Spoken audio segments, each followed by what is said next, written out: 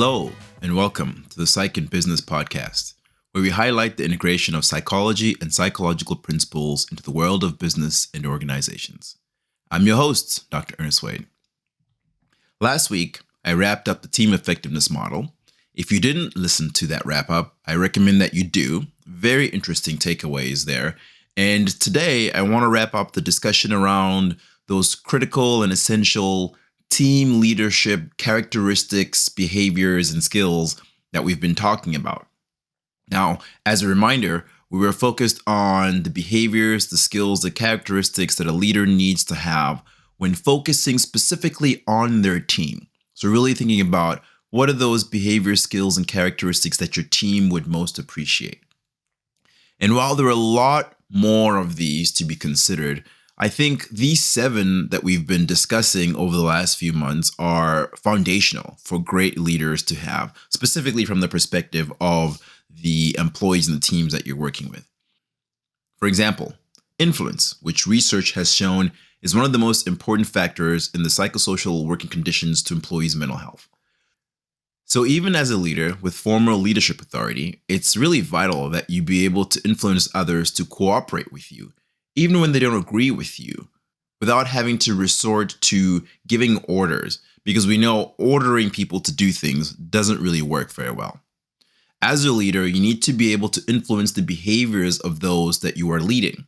You need to inspire them and support them as you get them to change their behaviors in a way that is beneficial to the overall team. And that's what influence really is. It's the ability to and the behaviors that you engage in to affect the choices and behavioral change of others. If you remember from the influence episode, we also talked about Cialdini's 6 principles of persuasion, specifically reciprocity, commitment consistency, social proof, liking, scarcity, and authority. And there are also the Aristotle rhetorical or persuasive appeals, like appeals to emotion and appeals to logic. I'm sure that you have seen and experienced both of those. As you would imagine, there is a lot of psychological research on influence, and I highly recommend that leaders work on improving their knowledge about this topic. Collaboration was another one of those behavior skills and characteristics that we talked about. Collaboration leads to increased productivity, increased engagement, increased transparency, increases in innovation, and decreases in employee turnover. Collaboration is the act of 2 or more people working together to obtain an outcome that's desired by all and relies on cooperation and sensitivity to the other's needs. Essentially, it requires you to have emotional intelligence and social intelligence, all of which requires self-awareness and trust between the collaborating parties. There again, trust comes up, and I've talked at length at how important I think trust is for leaders to have in themselves and in working with others. Now, we talked about self-awareness as one of those critical characteristics and skills needed by a leader when we're focusing on leading yourself. And you can see it here now because it's one of those things that is foundational for other things to build on. So self-awareness is really foundational for leaders to build on for many other things. Empathy was another one that we talked about. Empathy is understanding a person from their frame of reference rather than your own. It requires you to vicariously experience that person's feelings, their perceptions, and their thoughts.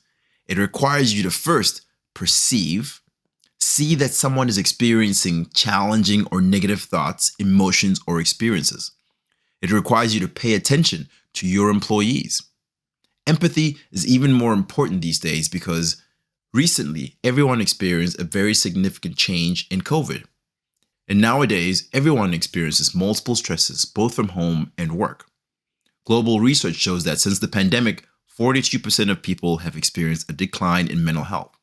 67% of people are experiencing increases in stress, while 57% have increased anxiety.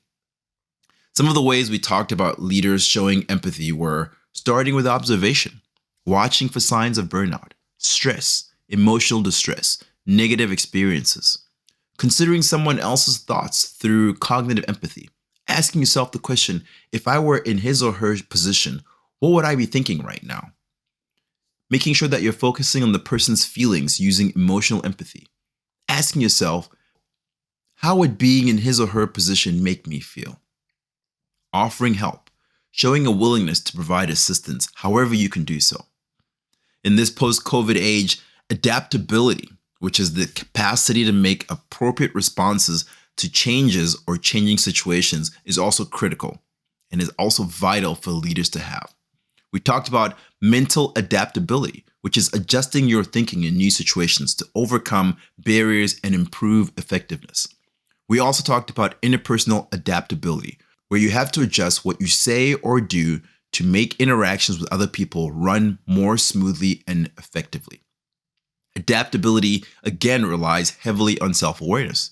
If you are not aware of your abilities and your limitations and how you come across, it's going to be very hard for you to make these adjustments. Now, to make adjustments, to adapt, leaders will also need courage. Courage is a hard one. I won't pretend it's not. The ability to meet a difficult challenge despite the physical, psychological, or moral risks involved in doing so, especially when it involves risks to your reputation.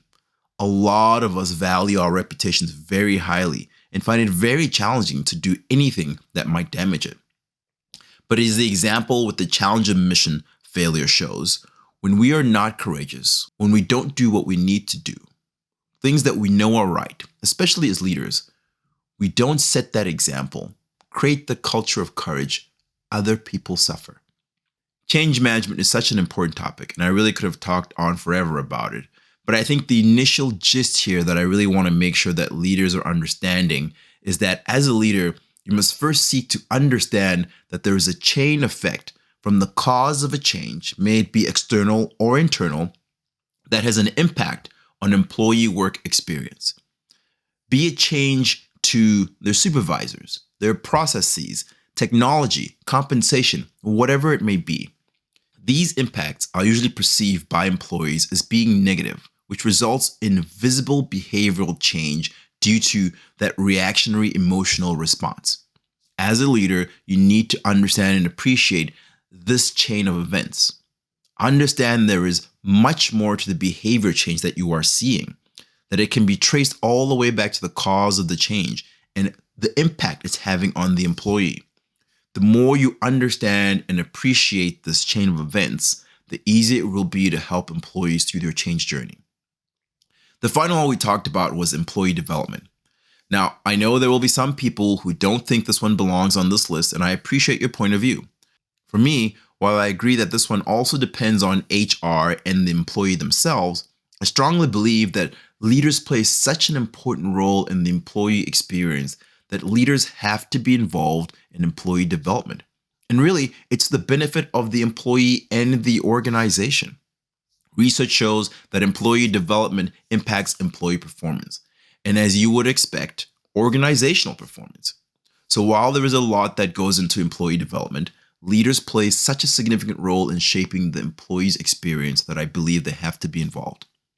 If you are wondering how you can improve your leadership in a way that will have a significant impact on your team, your employees, the people you're leading, I suggest picking one of these to focus on. Your ability to influence, collaborate, show empathy, be adaptable, demonstrate courage, understanding the change cascade, and help employees develop. Improving any of these will improve your team's experience of your leadership. Okay, a lot of information for you to consider. I hope this has been helpful, and I invite you to join us again.